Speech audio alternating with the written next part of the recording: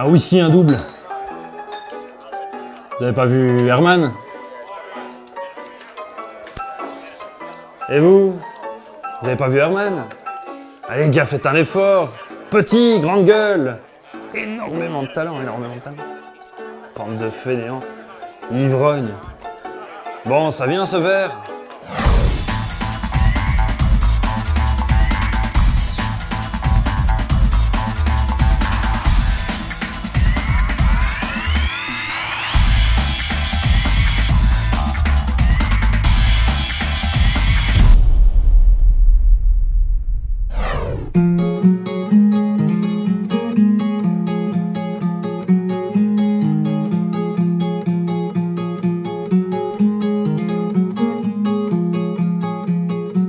En Haute-Ardenne, juste à côté de la petite ville de Malmedy. Et au village, c'est en fait de bande dessinée, il y avait bien un privilégié qui avait tous les Tintins qui me prêtaient.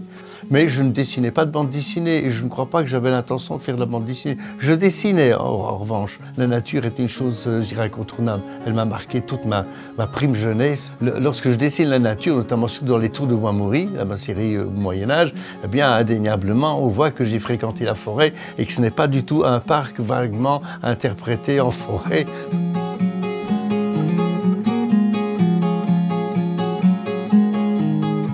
Lorsque je suis revenu donc du Canada à Bruxelles, j'ai rencontré la dame qui est devenue ma femme et qui est toujours là, et son frère, Philippe Van Doorn, qui était rédac-chef du petit fascicule des scouts de Belgique, qui s'appelle Plein Feu. Mon beau-frère avait trouvé que j'avais une patte. Il me dit, écoute, tu sais, pourquoi ne ferais-tu pas de bande dessinée? Parce qu'entre-temps, j'étais devenu dessinateur en architecture et en décoration intérieure. Alors j'ai sauté sur l'occasion, j'ai cherché un boulot à mi-temps chez un architecte, et tous les après-midi, jusqu'à tard le soir, je faisais du dessin, je copiais les Oncle Paul, je me servais de la trame, du récit, mais je ne copiais pas les dessins, je les redessinais à ma manière. Et je les montrais chez Spirou, j'ai montré chez... Enfin bref, évidemment, chaque fois on me dit oui, c'est pas mal, mais enfin c'est trop ceci, c'est trop cela, jusqu'au jour où je reviens à nouveau à mon beau-frère, qui m'a concocté un petit récit qui se paye un peu la tête du boy scoutisme. Et ce récit qui a été publié dans ce petit journal Plein Feu a été remarqué par Greg. Et Greg a trouvé que il y avait des défauts, mais il y avait de la vie dans ce que je faisais. Et à cause de ça, il m'a demandé de faire partie de son studio. Je dois dire que ça m'a épaté. J'étais en adoration vis-à-vis de Greg. Il me marquait, il me guidait presque comme une espèce de père. Bien qu'en n'étant pas un très bon pédagogue, je le déplore, disons, il m'encourageait, mais d'un autre côté, sa manière de se comporter avec son élève aurait découragé plus d'un. Il est allé chercher des anciens récits qu'il avait réalisés par je ne sais plus quel dessinateur, et il les a modernisés, il les a rafraîchis, et on a créé Bernard Prince. Mais c'était un peu une sorte de banc d'essai. Mais c'est un banc d'essai qui s'est transformé très rapidement en succès. Ça n'a pas traîné longtemps pour que les éditions du Lombard et Greg, fatalement, décident de faire un récit de la longueur d'un album. Et le premier album s'est vendu très très bien d'un seul coup. Donc à ce moment-là, on a embrayé sur les suivants. Et je veux dire que depuis ce jour-là, je dirais que je n'ai jamais plus été dans l'insuccès. C'est J.G. qui est le démarrage de mon manière de dessiner. Dans l'appartement occupé par mes futurs beaux-parents, il y avait un Spirou qui traînait et j'ai découvert les dessins de Jerry Spring. Et vraiment, ce type de dessin musclé, très vivant, ça m'a vraiment donné un coup de poing à l'estomac.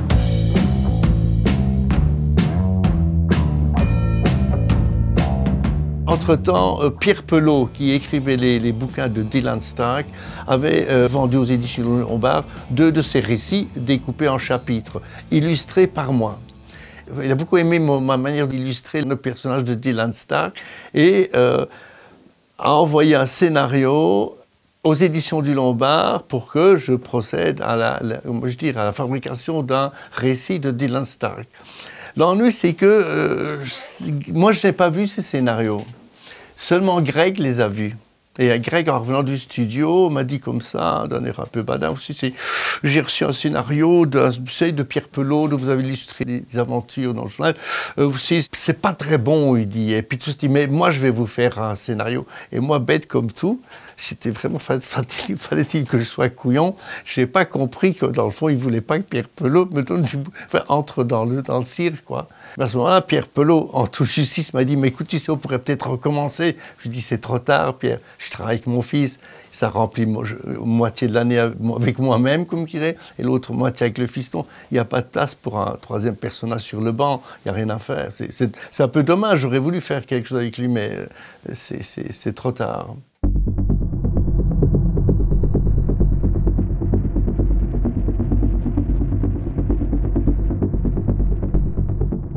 Pas loin de la fin de notre collaboration, Greg me disait, tiens, vous pourrez peut-être me faire un bout de scénario, parce que pour l'instant, je suis très occupé, et puis vous me soumettrez le texte. Il me disait, vous savez, au niveau dessin, vous avez un avenir très brillant devant vous, mais, dit-il, vous ne serez jamais scénariste. Alors là, c'est le truc qu'il n'aurait jamais dû me dire, parce que y a que moi qui peux le découvrir. Je crois que s'il ne m'avait peut-être pas dit ça, je n'aurais pas essayé. Mais je crois qu'à partir de ce jour-là, j'ai envisagé la perspective d'une séparation de lui. Pour ce qui est des récits dont je suis le père à part entière, j'ai commencé avec Jérémia, en effet. C'est parce qu'à ce moment-là, je n'étais plus satisfait avec les scénarios de Greg. Greg était devenu un personnage tellement important. Lorsqu'il nous voyait, il me dit, vous savez, dans le fond, vous et moi, nous ne jouerons plus dans la même cour.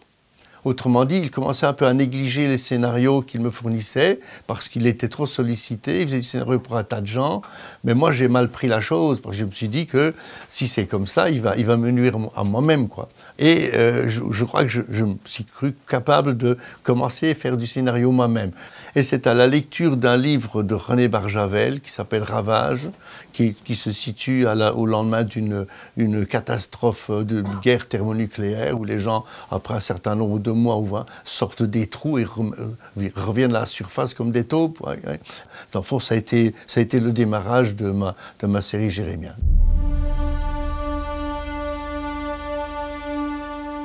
Pour ce qui est des Tours de Bois-Maury, dans mon Ardenne natale, pas loin de là, il y avait un château en ruine, sur un petit promontoire, et dans les ruines desquelles je jouais également avec les copains. Le Moyen-Âge a toujours nourri une sorte de fantasme, mais je ne suis pas le seul. C'est pas pour rien que vous avez remarqué que jamais on a abandonné complètement le concept du Moyen-Âge. Et même ces histoires un peu futuristes à l'américaine, vous voyez quand même des épées lumineuses, vous avez des gens carapassonnés, ça rappelle les armures. Il y a quelque chose dans ce côté fantastique qui fait rêver.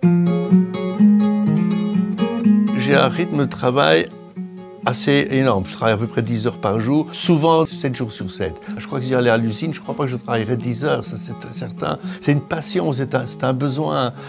J'ai pas de mérite, hein. Je m'ennuie à ne rien faire de moi. Moi, si j'ai une maison très chouette dans le Limousin avec une piscine et tout, si vous croyez que j'ai m'allonger pendant 1 heure à côté de la piscine, j'y vais 5 minutes et puis après je me rhabille et puis je pars à vélo, je dessine, quoi. Mais moi, à ne rien foutre, vous me tuez à ne rien faire. Les gens s'imaginent que, ah oui, mais il a du talent, il suffit qu'il touche à quelque chose. Ça, ceux qui disent ça, c'est parce qu'ils n'ont pas bien étudié le personnage. Ça n'existe pas.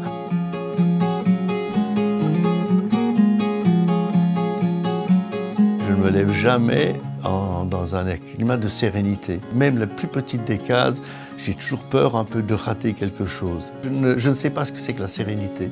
Je l'avais peut-être à une époque, peut-être au début du métier, parce que je progressais tellement vite en quelques semaines, parce qu'on a tout à apprendre.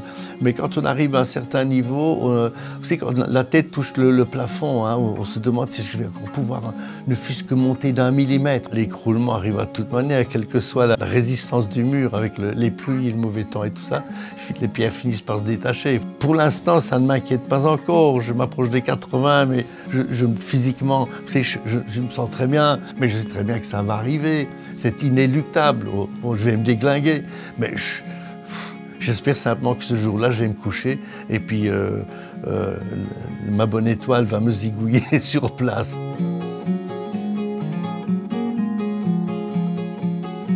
La partie la plus passionnante du métier, elle commence par être la plus pénible. Parce que lorsqu'on a une feuille blanche qu'il faut trouver du scénario, je peux vous jurer que c'est très désagréable. Parce que je me demande, est-ce que je serai encore capable de trouver quelque chose? Et quelque chose, ça ne suffit pas. Quelque chose qui vaut la peine d'être raconté. Mais une fois qu'on trouve des idées et qu'on avance, et qu'on vraiment commence à émailler le récit de trouvailles, là, il y a un véritable plaisir. Quand je commence à réciter, je commence à dessiner, je sais comment je vais terminer, je sais plus ou moins au milieu ce qui va se passer, mais il y a quand même un tas de circonvolutions dont je n'ai pas encore la connaissance. Et c'est sur ça que je compte. Il vaut mieux avancer un peu dans le brouillard. On sait très bien vers où on va. Parfois, on va être bloqué, on ne voit plus rien devant soi. Mais tout à coup, il y a quelque chose qui apparaît. Et c'est ça c'est le plaisir. Et après, au niveau dessin, là c'est une recherche, une manière de jouer avec la caméra, un décor qui peut être excitant. Donc, il y a la jouissance au niveau du scénario et au niveau du dessin.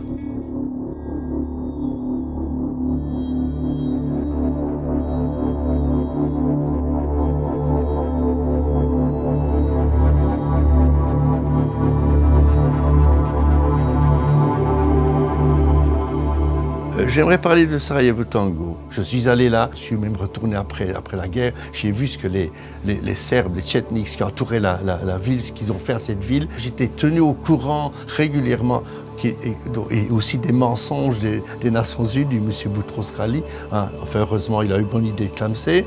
Donc j'étais révolté. Et dans le fond, j'ai essayé de glaner le plus grand nombre de choses réelles et en même temps, y greffer un récit. Une espèce d'entrelac dans cette espèce de dédale de la guerre. C'est mon bouquin le plus important. C'est le plus important parce que celui-là, ce bouquin, dans 30 ans, les gens pourront relire ça, ils auront une idée de ce que qui s'est passé à Sarajevo. C'est pas une fantaisie, Sarajevo Tango. Je voulais montrer ma révolte, l'hypocrisie. Encore une fois, on rejoint un peu cette espèce de comédie humaine. Il y a des gens, même dans le métier, le Mendy Brecht m'a dit, de quoi tu te mêles? Tu n'es pas journaliste. Moi, quand j'entends ça, j'ai envie d'envoyer mon poing en pleine gueule. Parce que j'ai la possibilité d'écrire, de dessiner quelque chose, d'exprimer ma colère. Donc pourquoi est-ce que je n'aurais pas le droit? Donc je devrais être un journaliste.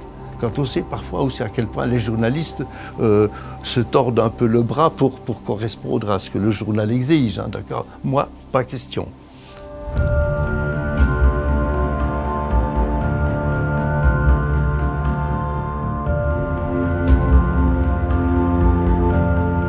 Vous savez, j'ai passé pratiquement toute une vie à dessiner sur mes histoires. Alors évidemment, tout à coup, il y a quelque chose d'autre, il y a toujours, quelle que soit la personne, il y a toujours quelque chose dans le climat qui est différent. Mais ça m'a fait plaisir parce qu'il m'a apporté, notamment dans le premier album, donc Lien de sang, un élément lynchien, qui n'existait pas chez moi, que vraiment ça, j'ai trouvé. Et quand je reprends parfois ce bouquin, je me dis franchement, je dirais même qu'il est mieux encore qu'à l'époque où je l'ai fait. Il ne faut pas oublier que dans le métier, il y a énormément de conservatisme chez les lecteurs. Ce n'est pas toujours un métier d'avant-garde. Hein. Donc, il y a des gens qui n'aiment pas que Herman, tout à coup, quitte un peu certains sentiers bien battus qu'ils aiment bien retrouver. Il y a de ça.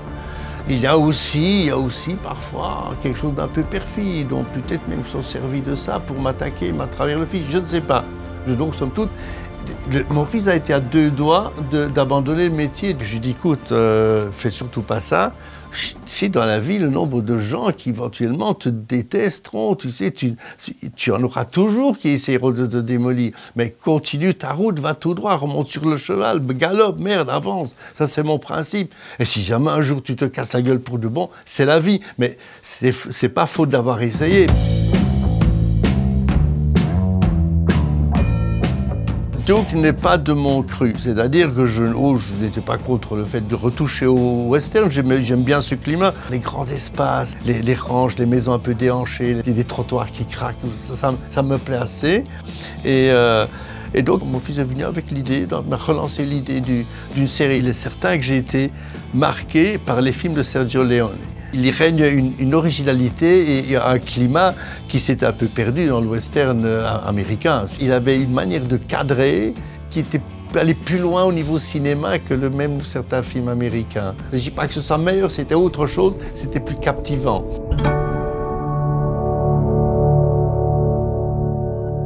Écoutez, pour parler du prix d'Angoulême, je dirais que je n'ai jamais fait que ce que je cherchais. Je veux dire par là que je me suis levé raide comme un piquet pour dire à quel point j'étais écœuré de la manière dont on a traité certains auteurs qui devaient logiquement avoir le prix Angoulême et qui, dans le fond, étaient poussés sur le côté au profit d'autres en raison de copinage de toutes sortes. comme dans le fond, moi je suis incapable de fermer ma gueule pour parler crûment, vous pensez bien que ce que j'ai dit, c'est arrivé aux oreilles des gens qui étaient principalement faisant partie du jury. Et toujours est-il que pendant de nombreuses années, finalement, on avait décidé définitivement que Herman, il pouvait se faire foutre, jamais on lui donnera quoi que ce soit. Et je dirais franchement, c'était accepté et ça ne me faisait pas souffrir. Ce qui me faisait souffrir, c'est de me taire et de ne pas dire ce qui me révoltait. Franchement, on m'a déjà dit, c'est bien que tu te révoltes contre ceci. Mais je dis, mais oui, mais qu'est-ce que vous attendez également pour vous révolter? Il n'y a jamais personne. On me pousse à l'avant-scène. Oui, oui, tu as raison, mais ils étaient derrière le rideau. Je trouve ça un peu décevant, enfin bon. Hein. Et de ce fait, je me suis fait des amis tenaces. Malheureusement pour eux, les autorités ont décidé de modifier le type de votation, on comprend, en Suisse. Et on a demandé aux gens du métier de voter. Le plus important, c'est pas le prix lui-même, c'est une médaille. Parce que le plus important, c'est le fait que une majorité de gens du métier me l'ont attribué. Ça, c'est pas tripoter, comprenez, c'est vraiment... On ne peut pas forcer les auteurs à vous donner un prix, ça n'existe pas. Égoïstement, j'espère simplement que pendant un certain nombre d'années, je vais pouvoir continuer à produire et que ça en vaudra la peine.